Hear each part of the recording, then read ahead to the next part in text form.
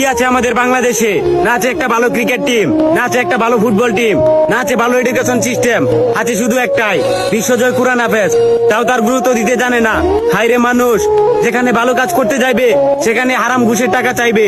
দিনরাত পরিশ্রম করে একটা মেধাবী স্টুডেন্ট তার মা বাবার মাথার ঘাম পায়ে ফেলার টাকা দিয়ে শিক্ষা অর্জন করে সিবি নিয়ে প্রত্যেকটা অফিসের পিছনে পিছনে ঘুরে, অথচ মোটা অঙ্কের টাকা না গুনতে পারলে চাকরি পাওয়া যায় না। আসলে বর্তমানে দেশটাতে চুরবাটপার দালালে ভরে গেছে।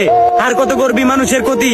সময় থাকতে মানুষ হ, নয়তো আল্লাহর মায় ধীরে ধীরে পাবি।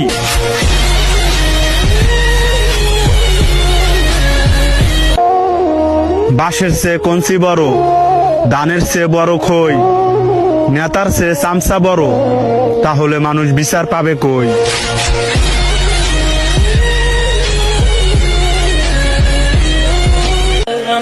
নেতার পেছনে ঘুরে শেষ করবা নিজের যৌবন কাল, আবার ভাইবার একবার নামাজ পড়া কাটায় দিবা নিজের বুড়া কাল। বলি বাপের কামাই খাইয়া নেতার চামচামি করা সাজে না, আর বুড়া কাল পর্যন্ত যে বাচ্চা থাকবা আজরাইল তো আর তোমার দুলাভাই না।